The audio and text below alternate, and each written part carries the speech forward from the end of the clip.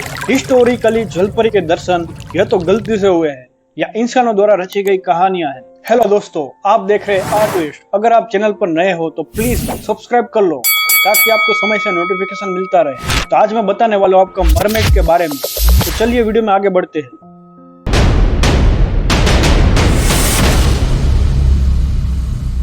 9 जनवरी 1493 को explorer Christopher Columbus Dominican Republic के पास समंदर की यात्रा कर रहे हैं तब उन्हें 3 जलपरियां दिखाई देती है। जलपरी को देख के कोलंबस उसे डिस्क्राइब करते हुए कहते हैं कि जलपरी मैंने जितनी भी सुंदर सोची हुई थी उससे आधी भी सुंदर नहीं है। Oh no! हिस्टोरियंस का मानना था कि कोलंबस ने वास्तव में मैनेटिस को देखा था जो राउंड बॉडीज और पेडल्स जैसे पंखों वाले बड़े सी मैमल्स थे। दूर से देखने पर मैनेटिस के चेहरे शायद इंसानों जैसे दिखते होंगे जिससे उन्हें गलतफहमी हुई होगी। लेकिन ये कंफ्यूजन क्यों?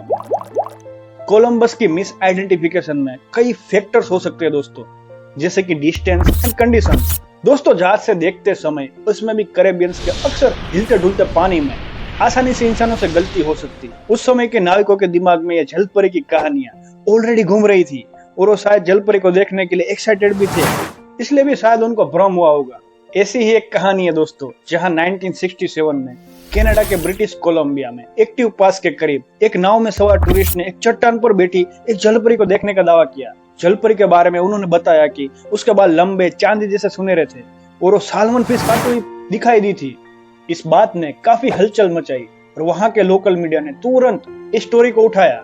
इस बात ने लोगों में काफी इंटरेस्ट पैदा किया और लोकल कम्युनिटीज में उत्साह का माहौल था। सुबह भी आर्टिस्ट, रात को भी आर्टिस्ट, देखना मत भूलना। इस बात का फायदा उठाते हुए जो भी जलपरी का सबूत लाएगा उसको विक्टोरिया शहर ने $25,000 का इनाम देने की पेशकश की। लेकिन इनाम के बावजूद कोई भी ठोस सबूत नहीं ला पाया। अरे मैं सोच रहा हूँ वो $25,000 वाला इनाम अभी भी होगा तो मैं ढूंढ के दे देता हूँ, इसमें कौन सी बड़ी बात है। करना परेशान हो गए हम लोग 2.5 साल से, ये भी परेशान हो गए, हम भी परेशान हो गए, करो फिर। सबूत नहीं मिलने के बाद लोग मानने लग गए कि या तो ये किसी ने प्रैंक किया है। प्रैंक हो गया आपके साथ। ये टूरिस्ट को लुभाने के लिए गवर्नमेंट का पब्लिसिटी स्टंट है। तो इससे क्या पता चलता है दोस्तों, साइंटिफिक एक्सप्लेनेशन के बावजूद मिस और रियलिटी किस तरह आपस में जुड़ सकते हैं, है ना? जिससे ऐसी कहानियां जन्म लेती है जो सालों तक चलती रहती है, बस चलती रहती है। वर्ल्ड एटलास के मुताबिक लगभग ओशियन का 95% हिस्सा अभी भी अनएक्सप्लोर है। आपको क्या लगता है दोस्तों, 95% हिस्सा जो अभी भी अनएक्सप्लोर है वहां पर क्या जलपरी पाई जा सकती है? जल्दी से कमेंट्स में बताइए। यार आप लोग कमेंट्स नहीं करते, आप कमेंट्स कीजिए ताकि मुझको भी फीडबैक मिल सके। सच कहूं तो जलपरी आपको समंदर में नहीं, पेंटिंग्स, किताबों, कॉमिक्स, एनिमेशन और फिल्मों में दिखाई दे सकती है। इस बात का कोई एविडेंस नहीं है कि कहानियों के अलावा जलपरियां दुनिया में एग्जिस्ट भी करती है। लेकिन स्टारबक्स के लोगों में टू टेल वाली जलपरी एग्जिस्ट करती है। इस सवाल का कोई पक्का जवाब तो नहीं है क्योंकि जलपरी एक स्टोरी से जन्मा हुआ एक कैरेक्टर है और साइंस ने उसे मान्यता भी नहीं दी हुई है। डिफरेंट कल्चर्स में जलपरी की अपनी स्टोरीज और पेंटिंग्स बनी हुई है जिससे कई टाइप्स के विजुअल सामने आते हैं। तो दोस्तों अब मैं बताता हूँ इसकी फिक्शनल स्टोरी, तो कहीं भी मत जाइएगा। चलिए वीडियो में आगे बढ़ते हैं। Once upon a time deep blue समुद्र में मरीना नाम की एक खूबसूरत जलपरी रहती थी। मरीना के बाल लंबे और लहराते थे। अक्सर आपने मूवीज में तो देखा ही होगा, ऐसा यहाँ पर पोर्ट्रे किया हुआ है। और उसके बाल सूरज की रोशनी में चमकते थे।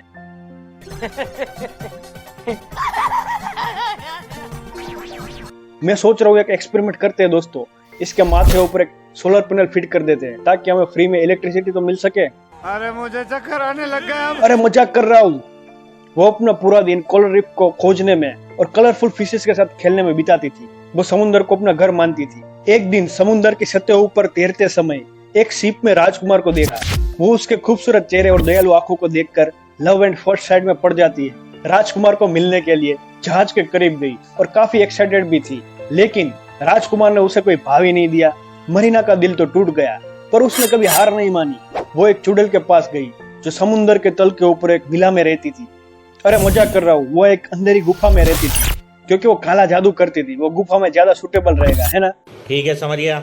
इसलिए समुद्र की चुड़ैल ने मरीना को एक जादुई औषधि बना के दी जिससे उसे पैर मिल जाएंगे ताकि वो जमीन पर चल सके और उस राजकुमार को ढूंढ सके और उसके साथ रह सके। बदले में चुड़ैल ने मरीना से उसकी आवाज मांग ली। आप मांग किससे रहे हो? चुड़ैल से। बदले में आपको कुछ सेक्रीफाइस तो करना ही पड़ेगा। तो राजकुमार के साथ रहने के लिए उस पगली ने चुड़ैल की सारी शर्तें मान ली और उस औषधि को पी लिया। जैसे वो पानी के बाहर निकली, मरीना की जो फिस्टल थी ना, वो पैरों में बदल गई और वो पहली बार किनारे पर आई। Oh my God! Wow! कैसा मोमेंट होगा आप सोच सकते हो। लेकिन वो अपनी आवाज के बिना तो मुन्नी बन गई।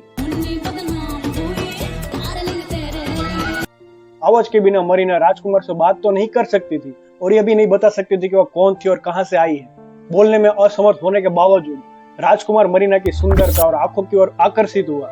वो उसे अपने घर ले गया और उसकी देखभाल में लग गया, ये जाने बिना कि वो एक मिस्टीरियस जलपरी है जिसको उससे एक तरफा प्यार है। जैसे जैसे समय बीतता गया, राजकुमार के लिए मरीना का प्यार और भी गहरा होता गया। लेकिन उसे अब अपने होम टाउन की याद आने लगी। मरीना समुद्र में वापस जाने और फैमिली के साथ रहने के लिए तरसती रहती थी। एक दिन चांदनी रात में मरीना समुद्र को देख रही थी और उसके फैमिली को मिस कर रही थी। तब वो उस चुड़ैल के पास जाने का फैसला करती है और वो उस समुद्र की चुड़ैल के पास वापस जाती है और उसकी आवाज और फिस्टल वापस करने की बात करती है।